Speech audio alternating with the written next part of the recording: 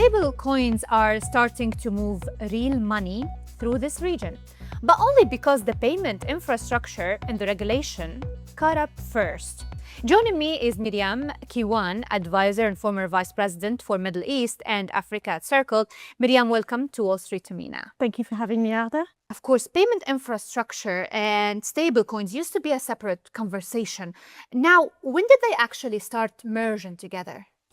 These two conversations started merging really when regulators started embedding stablecoin rules within the payment laws. We've seen this in the last 2 years with the Genius Act and here in UAE. In UAE specifically, this happened in July 2026 when the Central Bank of the UAE with the Payment Token Services Regulation integrated the rules for stablecoin within the payment infrastructure or regulation. Yeah. So once the central bank starts viewing stablecoins as a payment instrument, the conversation changes from trading to payment rails. You're talking about reserves, you're talking about settlement and finality, the same conversation that's used in banking. So these are the mechanisms that really push stablecoins to be considered as part of the payment discussion, including the fact that the utility of stablecoins have exploded as well in the last few years. Yeah, and when we're talking about stablecoin in this region, regulations is a major or the important part of it, let's say. Regulators now across this region approach stablecoins differently. UAE is different than Saudi, then also Bahrain. What are the main differences between them? I would say the Bahrain probably developed the cleanest stablecoin sort of issuance rulebook. So one-to-one sort of, no algorithm coins similar to UAE. But I think the UAE went further and really tried to tackle the hard part, which is integrating that within the payment rails. That is a different problem to solve. So when you're sort of regulating the token versus the payment rails is a very different conversation. It's a much harder complexity to deal with. Bahrain is the cleanest when it comes to regulation. Issuance. When it comes to clear stablecoin issuance, the UAE has chosen to regulate the payment side of it. That's why it's incorporated it into the law, the national law, the federal law. Under the central bank. More integrated. Absolutely. Okay. So, and also it has further differentiated the UAE by separating between locally issued stablecoins, which is the AED, digital dirham, and then the foreign stablecoins, which are not really permitted to be used in payments locally. We only have one single foreign stablecoin which has been approved.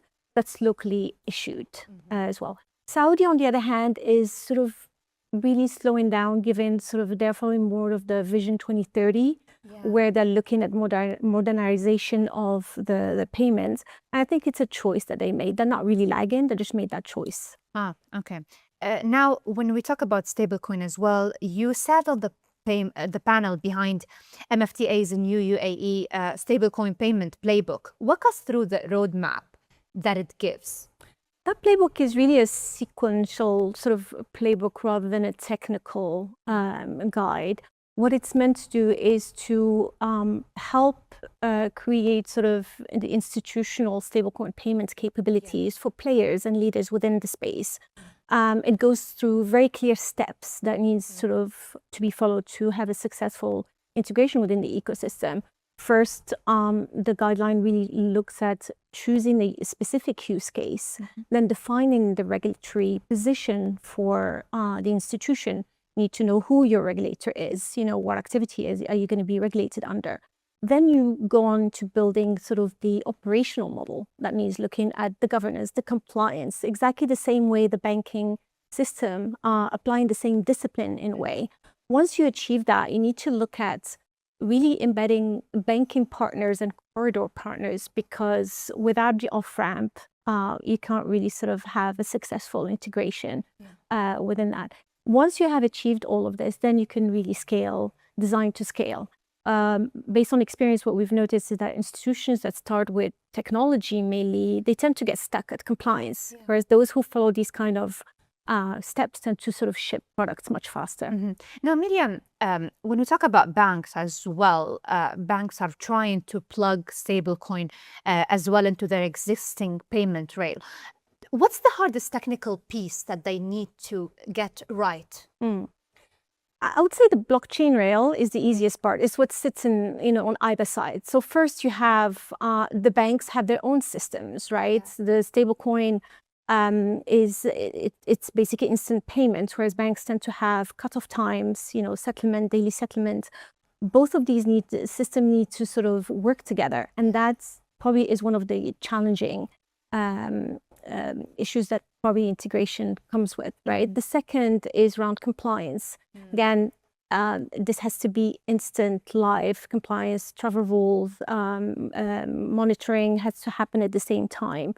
It cannot wait for next day as you would have with banking. And the final one, which I think a lot of players tend to miss, is around liquidity on the other side.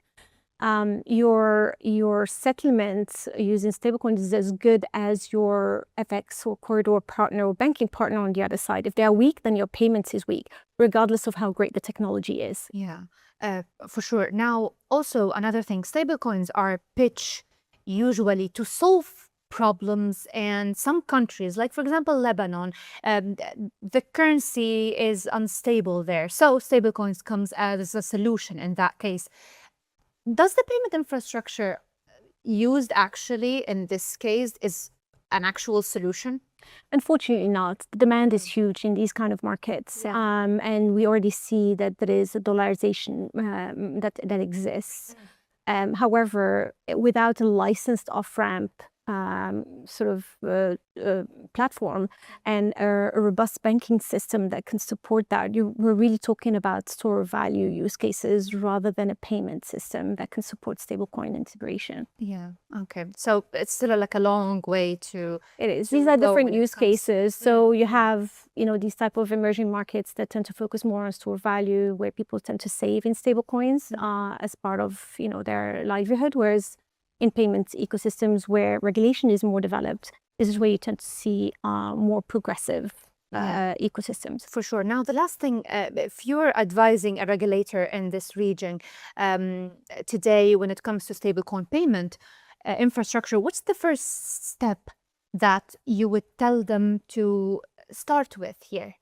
Yeah, I think most regulators now have managed to license the token or the coin, right? I think what's lacking still, where we still see gaps, is sort of the regulation of the corridors. What I mean by that is that, again, when you look at the payment infrastructure, a little bit like what the UAE did, who can receive sort of stablecoin payments? How do they convert to fiat currency in the same day, not next day? These are the elements that I think that need to be still developed. Not all regulators have tackled that. Yeah. And I think we're likely to see this. And I believe this is the reason why stablecoins are still representing 1% of the global flows, despite the explosive, growth that we've seen in the last few years. Yeah. Well, regulations has to get caught up as well with stablecoin, with these improvement and infrastructure as well. Thank you so much for being with us today. It's been a pleasure. Thank you, Ragda.